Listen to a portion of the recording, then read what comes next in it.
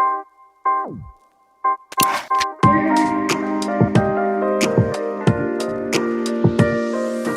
I think we will start the webinar. Thank you everybody for attending our last webinar of the year 2020.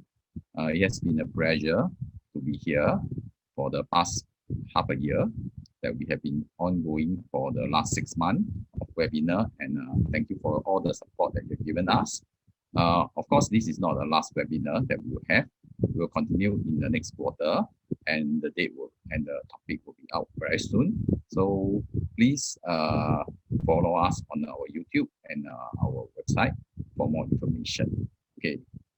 So today, what are we going to talk about?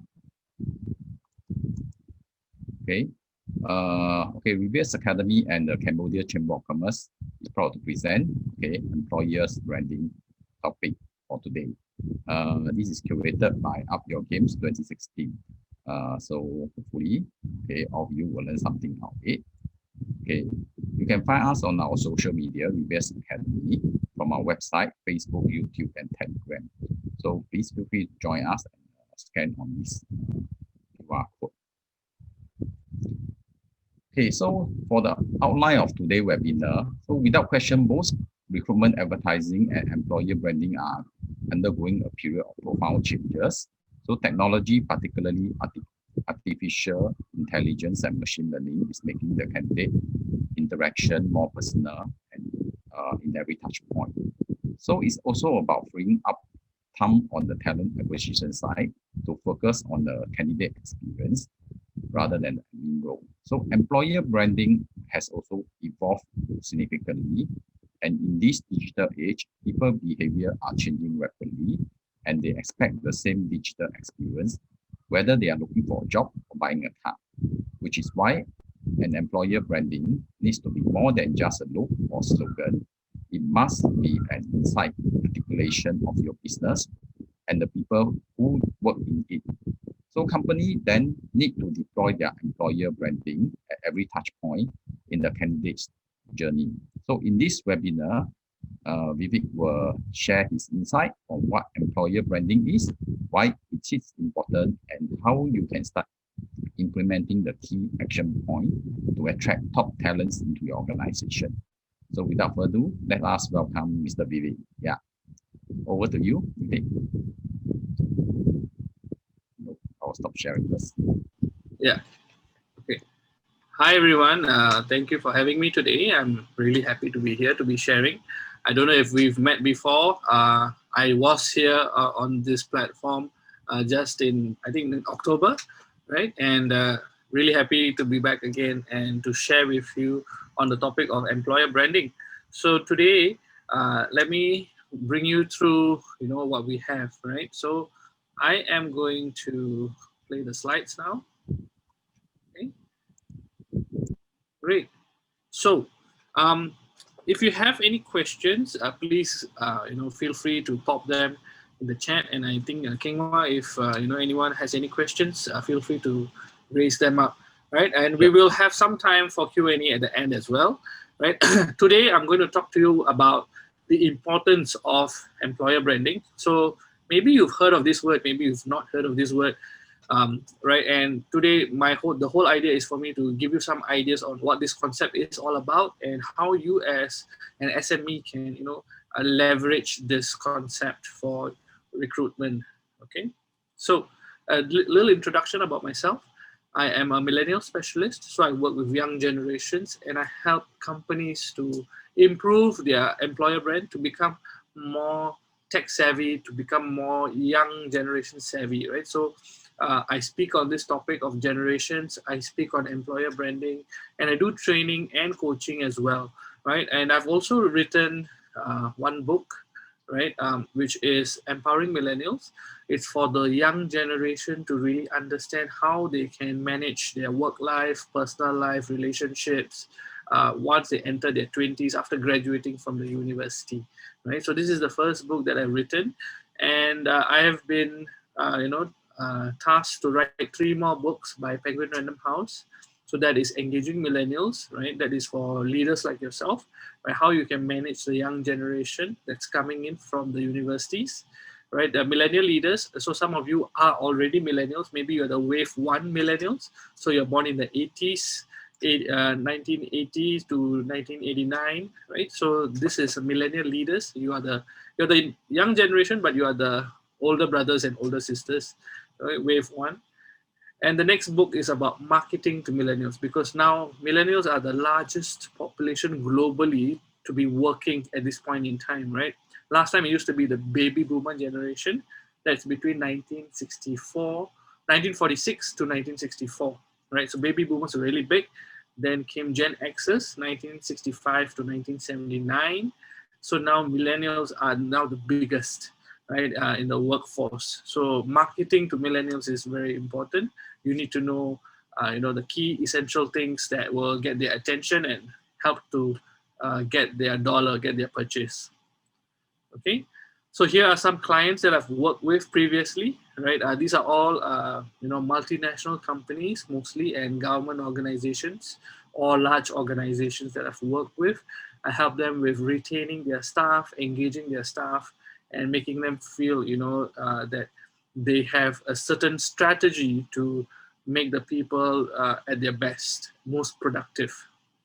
Okay, some media, I've been featured in media as well. So if Channel News Asia, you're familiar with Channel News Asia, I've been invited as a guest on Channel News Asia to really speak about this topic on millennials, right? And it's all related to employer branding, right? I've been featured on My Singapore Story, right? This is by the Prime Minister's office. I've been called back to Channel News Asia, and I've been also in the local media. This is the Tamil version, my mother tongue, right? So I've been called back quite a few times. I've also been featured in the Myanmar CEO magazine as well, and they put one big page of my photo over there, right?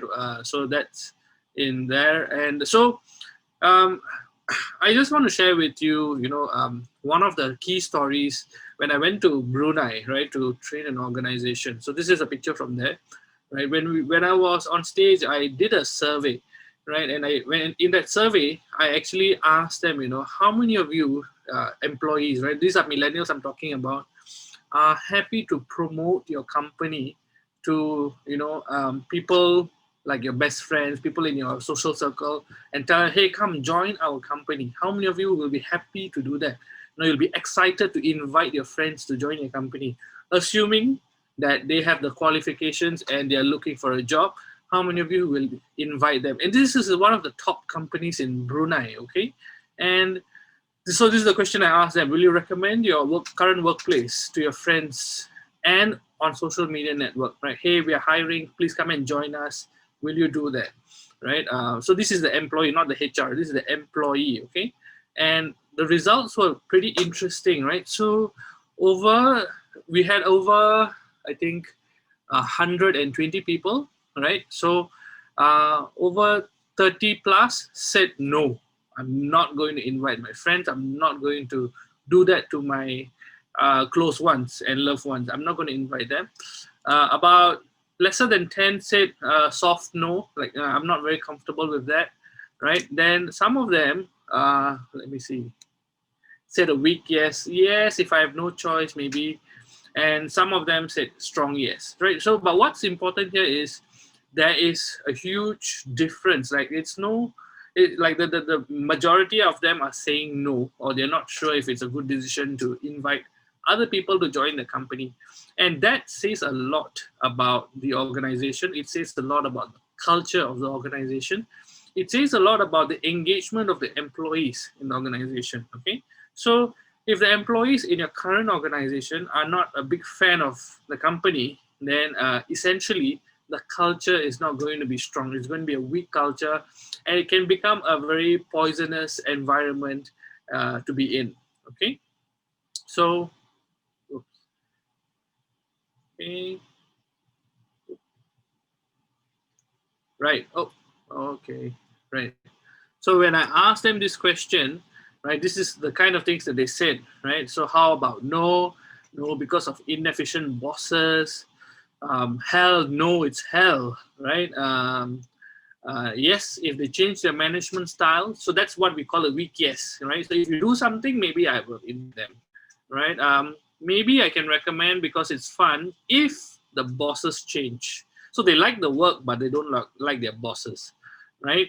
Right. And some say yes. If let my friends feel how I feel, that means let my friends suffer like me, right? That's what they're meaning here. This is not a good employer brand. A strong employer brand, a positive employer brand will be like, yes, I've already been doing this for a long time now, and I'm fully supportive of inviting people to join. Just let me know if there are positions available, right? So this is something that all companies would like to have, because imagine how much you can save on recruitment costs, right? And recruitment advertising if you have a culture that speaks for itself and you have a long queue of people waiting to join a company, especially the top talents, right? So this is why we want to have a very strong employer brand.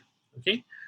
And from the statistics that I see, right, that in Asia, the engagement level of employees is pretty low, right? They're not really fully engaged in the workplace. When I say the word engaged, it means they're not happy. They don't feel like they have done enough, or they don't feel like their full potential is being used up, right? So that's what I mean by engagement, okay? The word engagement. Now, we don't have the statistics for Cambodia because this research didn't include Cambodia, right?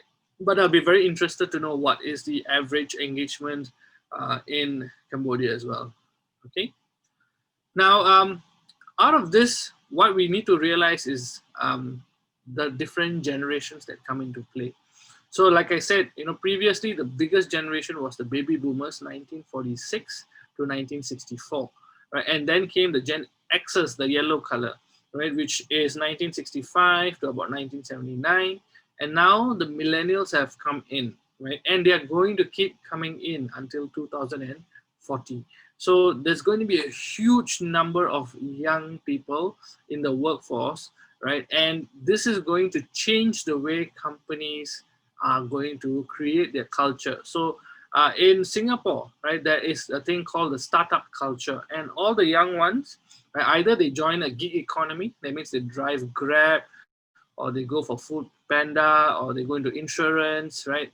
They do something that's more, like they have control over their time, right? Their calendar is in their hands, or they join the startups, right? Startups means it's a young company, it's a small company. Any day the company may close down. There's no stability there, but they like the environment, they like the office, they like the culture. It's all young people, it's all fun and games. It's not too serious. They get work done. They are serious about work, but also they have a lot of fun at the same time, right? So that's the startup. So these two places are pulling the top talents away from SMEs. And of course, we have the large organizations, the MNCs.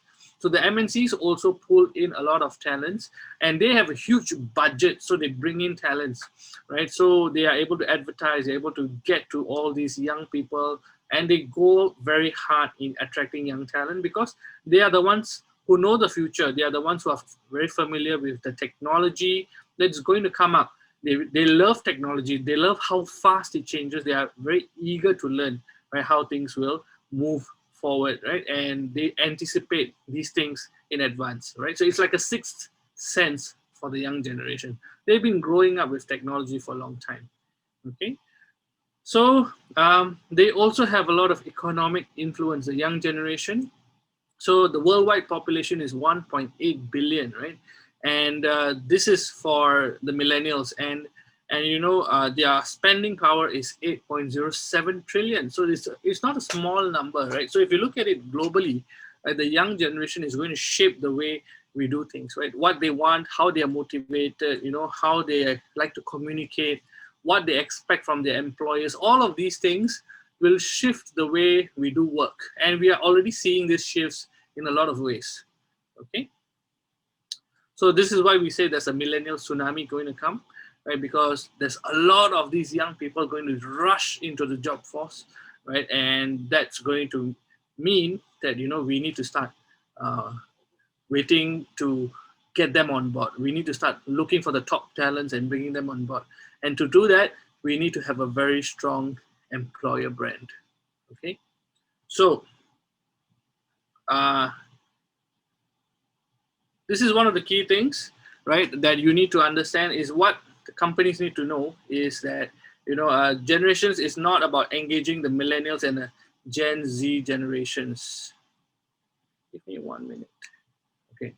What used to engage the previous generations are not engaging the millennials and Gen Z generation. So what do I mean by that? So last time the baby boomers, when they were in the workforce, right? When the Gen Xers were in the workforce, it used to be about iron rice bowl. That means it's about stability. If you lose your job, there isn't much opportunity to find another job. It may be difficult to find another job. And that would mean that a lot of people will probably go back into poverty, right? So because of the lack of jobs, right, a lot of people were very worried about, being retrenched. They're very worried about losing their jobs. They're very worried about how am I going to make money if I don't have a full-time job, right? And last time, these freelance, part-time gigs, gig economy didn't exist because they didn't have the internet wasn't evolved back then. There wasn't so many opportunities. Now today, young children, they can make money by just creating YouTube videos, and then YouTube will pay them because they have so much of followers. But last time it wasn't as easy as it is today, right? So we have to understand that the older generation, they value different things. The young generation today, they value different things. So if you want to attract the young generation, you want to have a really cool employer brand that will speak their same language. If you are still saying that, okay, I'll give you insurance, I'll give you medical health care, I'll give you a 13-month bonus. These are the kind of basic things that doesn't excite the young generation anymore. In fact, the older generation also want the same things as millennials, but they may not be as open to demand it. The young generation, they are a bit more open. They want this to happen, right? So they demand for such things. Okay, so how do we measure how your employees are engaged, right? How do we know that the people who are in your organization are happy? How do we know that they are engaged? How do we know that they really are happy to bring in people within their social circle to join the company? How do we know that? Right, so there's 3 P's to focus on. Okay, first is to check whether your employees are proactive. Are they the type that will go out of the way to do work, or are they the type who like to shy away from extra work? If it's extra work, I don't want to do it. So are they this type or are they that type? So people who are really engaged, people who are really happy, they're the ones who actually go out of the way to do more work, right? They are more proactive. They really enjoy doing work. And they don't see this as my role and their role. They see this as, oh, we are all a family. I believe that if I help you now, you will also help me back in the future. So that kind of happiness, that camaraderie, the team bonding is very, very important. So you need to be able to measure how proactive they are. Number 2 is how productive are they? So are they getting work done, or are they just, come to the office, they're sitting there and watching Facebook, they're on social media, then they go and talk to their colleagues, but they're not really getting work done, and they're just lazing around, they spend a lot of time in the office, but they're not getting work done, right? So if your employees are not productive, then it is no use as well. It's not going to help the overall culture. And last one is what I also covered earlier, which is how promotive are they, right? How happy are they to promote the organization? How happy are they to share that, hey, this is in my organization, this is the kind of work that we do, and I want you guys to come and join, take a look. If you really like it, come and join us, be part of our talent pool. Okay, so this is very important for organizations to measure. So there's 3 key things to measure. Okay, so what we've realized from our research is that a lot of leaders are out of touch with the challenges, the needs, and the wants of the millennial employees. So what used to work for them isn't working for this generation. And leaders are asking, what do you want? What do you really, really want from us as an organization? How can we help you? Okay, so we have to understand that there are differences here that we need to acknowledge. First is the way the older generation, what motivated them is different. Their communication styles are different.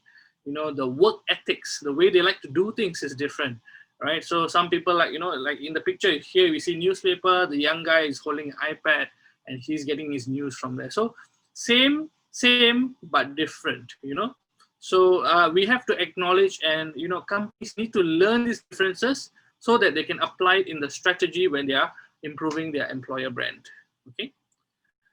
One thing that we've also noticed from our research is that the younger generation have a consumer mindset when it comes to choosing the jobs that they want to work at, right? So, for example, right, when they have so many options, when they have so many opportunities, right, they become picky. Okay, it's not like, oh, I'll take any job I want. It's about, okay, maybe I should go for this job, or maybe I should go for, let me apply and then see how it is, right?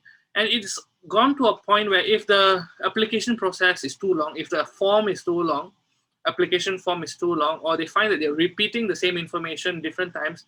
One time I write it on the form, then again I need to write it online, right? So there's too many processes, they get impatient and they give up, right? So these are all the things that we have to understand about the young generation. They have so many options that unless they are dying to join the company, they are pretty picky about which company that they want to join, right? So we have to understand that they're coming in with a consumer mind. It's like they want to buy a phone, a smartphone. They don't know they want to buy Samsung, or they want to buy Apple, or they want to buy Nokia. There's so many options now that they are really picky. So they're going online and they're doing their search, they're comparing, and then they're choosing, okay, I want to apply here, or I want to apply there, right? So we have to understand that they are coming from this kind of a mindset, a consumer mindset when it comes to jobs. So I'm not saying this. This has actually been, researched and developed by Manpower Group Solutions. So their research says that they are looking at their own experience of applying for a job, and it has been basically duplicated from the fact that they like to buy a lot of their things online, right? So even for the job, they feel like everything has to be like an online thing. So it has to be personalized, it has to be streamlined, it has to be really good with customer service. So the communication has to be fast and strong, right? And almost 50% of all candidates expect that applying for a job should be as easy as buying something online. So if I want to buy an iPhone, right, it should be simple and easy if I buy it online. So if I want to apply for a job, it should be simple and as easy when I send in an application. So this is the expectations that they have, right? So we as employers, we as small, medium enterprises need to make this process as simple, as intuitive, as user-friendly as possible, so that we can get the top talents, and the top talents come to us. Okay, so I'm going to share with you what are they really looking for. What do candidates really look for when they are pushing for a job application, right? When you're putting out a job application, what are they looking for? So in the recruitment process, there are different ways. Last time it used to be, newspapers, and then you write in, and then you come in for a job interview and things like that. But today, there's so much of technology, right? That you have to go through multiple tests. You have to submit your application online. So you realize that the young candidates, they don't really look so much into newspapers anymore for jobs. They are still looking online. They are following companies on social media, right? So on social media, they will look out for any announcements like, hey, we are hiring, please click this link to apply for this job, right? And if companies don't have a social media page, they feel like, why is this company so outdated, right? Why aren't they going in with the trends, right? Is this company like old school, right? So all of these things form a perception, a mindset. Like it's almost like a stereotype that, okay, if they don't have a social media page, maybe they are not, they're still very old-fashioned, and I don't want to work with old-fashioned people. So that's the kind of thinking that this young generation will have if they find that the organization is not, tech savvy in these areas. So making sure that you have a social media site, making sure that your website, right, allows for people to submit without any kind of problems. And even if there are problems, there is an avenue for them to communicate that, hey, I tried submitting my resume, but the upload limit was only 5 MB and I couldn't submit my resume. What do I do now? Right? If they have these kind of questions, the company should have someone at the tech side or someone who's in the hiring side to respond to them really quickly. There has to be this avenue of back and forth communications. So candidate experience is starting from that, right, which is the application. And then, of course, they will go through multiple rounds of interviews. And one of the key things that candidates really expect is that if they are not being selected, they need to be informed that, hey, sorry, you have not been part of our selection, but please do stay tuned for our next recruitment exercise, and stay in touch with us. This is something that they want. They expect this, and they really appreciate it when someone takes the effort to reach out to them and say this is the outcome that they put in so much of effort, updating and customizing their resume. They also want to know whether they are selected or not, right? So this is another thing. In between these things, there's also the administrative aspect, which is how easy is it for me to apply, right?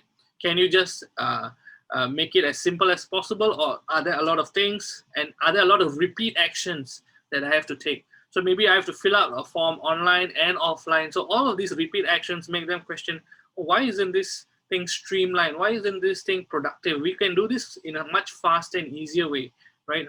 Why isn't this company doing that? So this is another thing that organizations have to make sure, the HR side have to make sure that all of these things are streamlined and working properly. Another thing that they're looking for is reviews. So if they are going to look for a company, so this is a story that one of my colleagues from the universities and my clients actually told me. They have a job portal, and they reach out to industry partners to put in all the recruitment slots. If we have any jobs available for our students, students can go to the university portal and see which companies are hiring.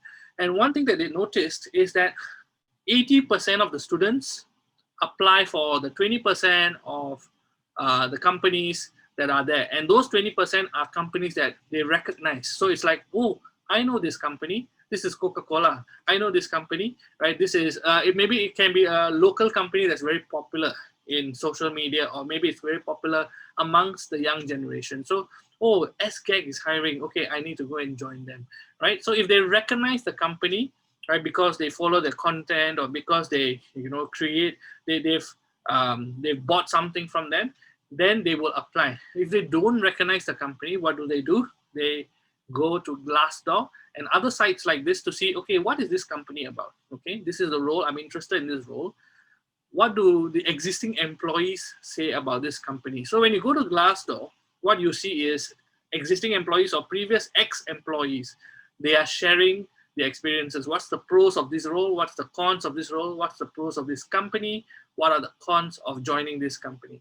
So they will write out everything so that they can also get more reviews of other companies. So the more you write, the more you can read other reviews, right? So they go in and they see what it is. So even candidates who apply, right, what they do is they go and write their experience. I applied to this company, but their process was very slow. Their website was very buggy. It didn't update. I couldn't upload, and they didn't get back to me. All of these things, negative, can be shared. Even if they are not an employee, they can share their experience of how it was like to be hired with this company, how the recruitment exercise went. Right? They also can share as an employee, when I worked here for 2 years, what was the good things, what were the bad things, what's the culture like, and you can rate them, you can rank it. So a lot of people can get the insider information of, oh, what's it like to work in this company? So it can be really good, or it can be really bad as well. And you cannot control. Sometimes people go in as anonymous because they don't want to reveal themselves, but they will share that, they will share information that makes us realize, oh yeah, this person must be an employee there, okay? So reviews is very, very important, okay? So you have to check in your own organization, what is the reviews that you can see publicly online, okay? So, this is basically what you want. You want to achieve Google-like status, and this can be done even if you're not a big company like Google. All you need to do is to understand what the young generation wants, understand what motivates them, what engages them, and use that to your advantage. Okay? Excuse me. So another thing that they're looking for is work-life boundaries. So with COVID-19, a lot of, in Singapore and I think around the world as well, a lot of the initiatives have become work from home at the moment. And a lot of them are celebrating the fact that, I am able to work from home. I enjoy it. I like it, right? And a lot of them are also worried about the fact that, oh, this means that there's no boundaries. So at 10 o'clock, someone will send a message saying, hey, I need to do a meeting now, 10 p.m. at night. And that means the boundaries are not there. So they're also looking out, for what's the company culture like when it comes to work-life boundaries. Am I going to be working overtime a lot? Or will I be allowed to manage my own schedule? Am I able to manage my own calendar? Will there be unnecessary meetings, or will there be meetings that happen for very, very long times? These are the kind of concerns that millennials and the young generation tend to have. And if the company is famous for having a lot of long meetings, unnecessary meetings, right, then they will go up and read up about it. And if they find that's part of the culture, they will not join, because they want to be part of a company where they have the flexibility to do different things at different times, right? So that's just something that this generation really values, which is control over their time. Okay. And definitely, last but not least, I think they are definitely going to be checking out your social media platforms. So are you active on social media? And more importantly, are you putting out content about what's it like to work in this company? What's the culture like here? What is it like to be in this role? So a lot of companies, especially the young startups, what they are doing is they are interviewing their current employees and saying, what is the day in the life of a tech advisor at this company? So what does he do, right? What's his job role like? What are his responsibilities? What are the things that he needs to ensure? And what does a day in his life at work look like, right? So that actually excites a lot of the young ones, because they want to know what's happening behind the scenes, right? And knowing what happens behind the scenes gives them more confidence whether this is a place I want to work at or this is not a place that I want to work at. So if they see, like, a very nice cool office, they see that, the people are, friendly, they are more informally communicating with one another, right? That gives them a sense of confidence, right? Whereas if you see very strict, everyone very serious, then it doesn't create the kind of impression. So each company has its own culture, but it's about how you communicate it through social media, right? So they also look for, like, employees putting up posts on their own social media. Are you giving them the leeway to post things about the company? So have you done something cool, or has something cool really happened in the organization that they're allowed to post online? So give you some examples, right? So some of them, what they do, they take pictures, right? If they are volunteering, right? And they post it up and they say, this is a company initiative. I really love working here because my company allows me to do this. Okay.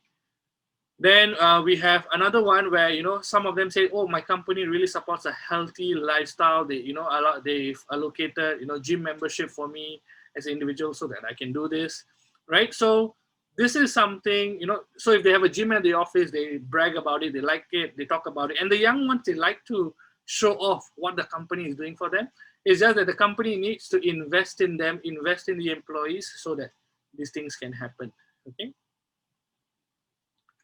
Another one, is your company pet friendly, right? So you can also show this to potential employees, right? Why this company is a really cool place to work. So if this is coming out from the company page, other employees can also copy paste it and then put their own version on their own social media, right? And you also have personal stories, like other people who went from someone who just used to be a docker to now lifting heavy boxes and becoming a software engineer, right? So about the opportunities that you get in the workplace. There's so many stories that every individual has that needs to be conveyed, and employer brand is about sharing these stories so that people look at the company and say, wow, this must be a really good place to work at. So this is what we want to achieve with an employer branding strategy, okay? So there are a lot of things that you can look into, right? And this is what I believe, right? If you follow each of these 7 different fundamentals, the employer brand of the organization will completely change, right? And these things take time. So you can only work on one thing at a time. right? And once you work on each of these things, automatically, the employer branding online will definitely change. And that's why I help organizations to implement this. Okay. So that brings me to the end of this. If you want to learn more about the young generation, and you want to be in touch, you can always get my newsletter. So in 2021, I'll be sending out regular email newsletters about the young generation, about employer branding, about the workforce, about how you can engage your current workforce.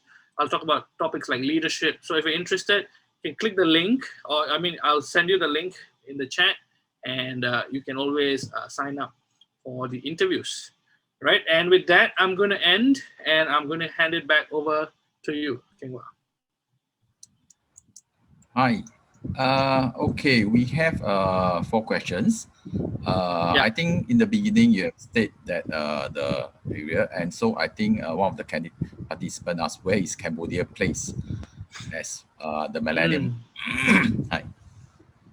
I think that's Right. that. So we don't have the details for that because they didn't include Cambodia in that research, right? So we have to look for more research with Cambodia in mind. Yeah. So for the second question, in case all type of company is working on the employer branding, so how can we get the best employer branding? So how can we stand out of the rest? Yeah. Of that? Yeah. Right. So what makes your organization different from other organizations is, it's dependent on a few things. One is, what is the founder's story? Right. So you really need to identify. So who is the one who created the company, right? Who is the one who had the vision? I want to create a company like this. And what is his story? You really need to pull out his story and his growth over the years, right? That is something that people want to know. Like, why did this company exist? How did this company start up? Right. And why was there a need to start up this company? So that is one of the key things. That story can never be the same with another founder story. There may be similar things, but the story is very different. The reason I start a company is very different from why Kengwa will start a company. So the reasons may be very different. The story behind is very different. That's one.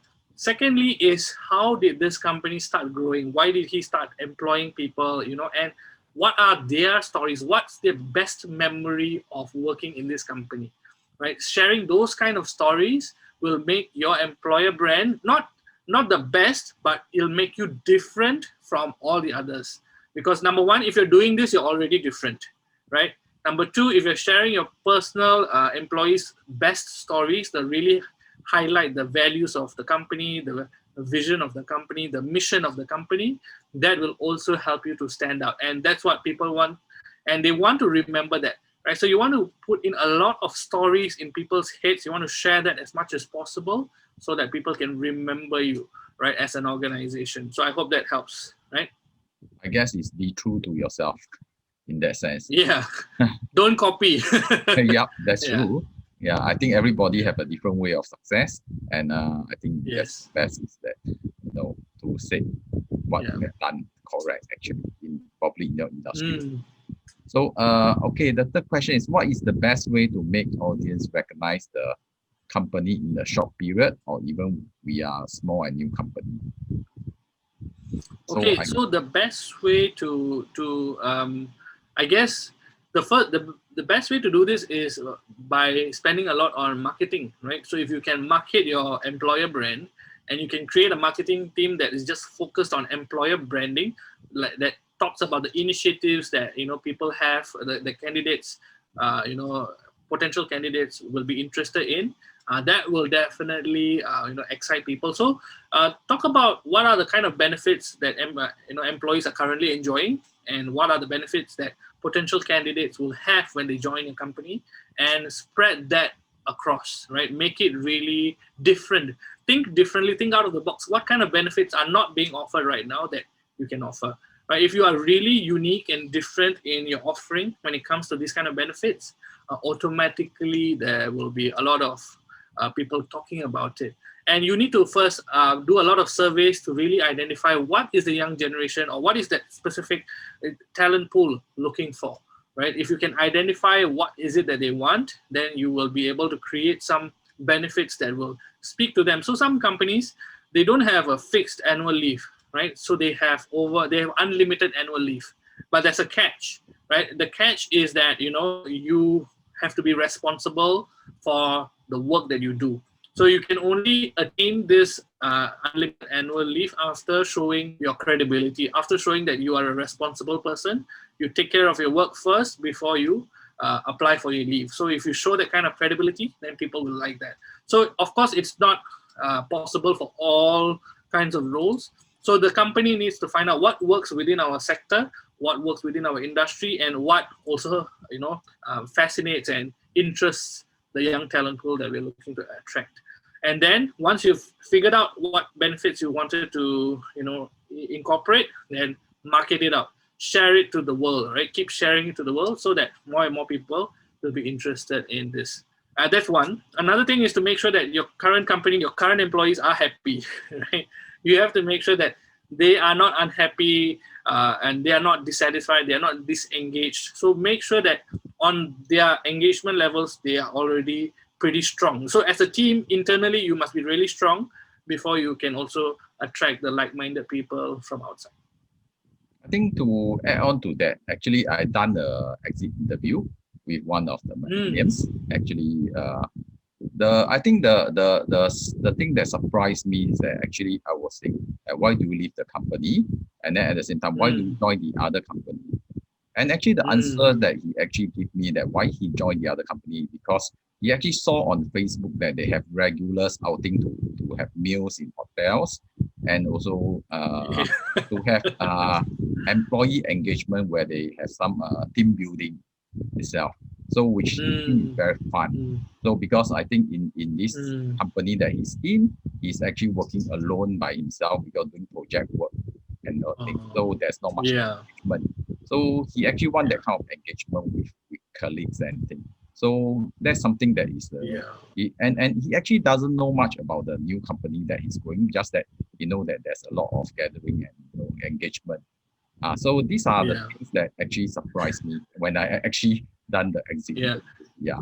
So I think what will surprise you is the fact that these things are not expensive. Yes, the correct. small things are the ones that really make them really interested. So having a sofa in the office or having a ping pong table can be very effective. I mean, it depends on the industry, but small things like this can make a huge difference, and it's very it doesn't burn a hole in your pocket. So that's the best part about the young generation. It's about being creative. It's not about spending more money.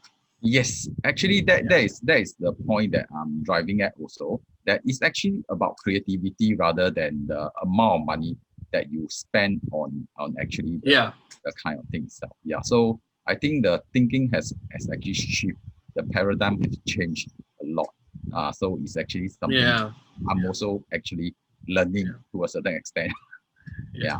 Even the young generation, they are not so focused on how much they can earn as compared to what are the benefits that the company has to offer, what's the lifestyle. So the young generation, they are very focused on, is my lifestyle going to be 9 to 5 work every day, back and back and back, like almost like to a point where they get tired and bored, or is it going to be different? Every single day is going to be different. They have different benefits, they have different initiatives, they have different things to do. Then those kind of things will excite them. In fact, they work more than 9 to 5. Maybe they work from 9 to 9 because they're so engaged, they're so happy in the workplace. Actually one good example when I was talking to a friend actually was about Grab delivery. In fact, Grab delivery is hard work, but a lot of millennials are doing it. But you see them cycle on the road and actually spending all this. In actually, it's very hard work, and in actual fact, the amount that they earn is not that much also.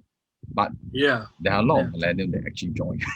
So these are because they can choose when to work. yes, because they have they can choose when they want to work. In actual fact, the freedom that they get. So these are the things that attract them in a way. Okay. I think the next question is: are millennials looking for work-life balance, or are they looking for work-life integration instead? So they are looking for work-life integration, but now that work and home has combined together, right? They are looking for, how do I draw the boundaries? What time can I really stop? So last time, once you go home, there's no more work, because last time no internet also, right? So you don't need to do so much of work unless you come to the office, right? But today technology has kind of blended things together, so there's no clear boundary. Okay, this time you stop work, unless you communicate it. So they are struggling. They're in fact struggling with this, the fact that even though I'm at home, even though I'm with my family, I'm still thinking about work. I'm still responding to messages about work. I'm still monitoring my WhatsApp chats about what's happening at the workplace, right? And I'm always thinking of work. So the mind space is about work, work, work. They cannot relax from thinking about it. So it's a very small thing that cannot actually see that they are stressed about work, because they're always thinking about it. And what they want is a boundary where I don't need to think about work. I can switch off. Switch off means no need to think about work.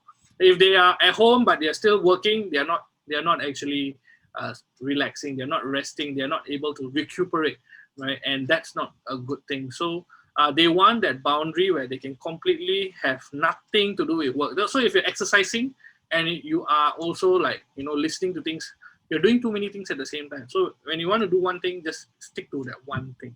That's what the young generation wants, and that's what we as employers must create, that kind of environment for them where they can completely switch off and relax and rest, so that the next day when they come, they're refreshed and they're ready to go at their full potential. If not, they come in half tired, So that's not going to work well in the long term. Yeah. I think one of the participant requests you to actually move to the previous slide, millennial employer of choice. To that slide for this one. Yeah, right? Correct. I think. But in actual fact, you did yes, this is the one. Yeah, futuristic. Yeah. If you actually want to see this presentation again, you can actually go to our YouTube channel to do it. Yeah, we will have it up in our YouTube channel soon also. Yep. So any other questions that anyone have that we can answer you before we end this webinar? Hope that we have answered all your questions and hope that you have learned something about the employer branding, and you can start doing something about your employer branding in your organization. Okay. So let us know if you have any question, and we'll be here for a while. Okay. I didn't see any questions. Okay, if you have any questions, you can actually send to us, and yep, we will answer you as soon as possible. Okay, and also, okay, thank you, Vivek, for the presentation, and it has been a pleasure to be here with you. Yes. And right, so Merry Christmas and Happy New Year to all, and we will see you all in next year. Okay, 2021, and looking forward to a good year, and stay healthy, stay safe. Okay, thank you, everybody. Yep. Yes. Bye. Thank you. Merry Christmas. Happy New Year. Merry Christmas. Happy New Year. I'll see you.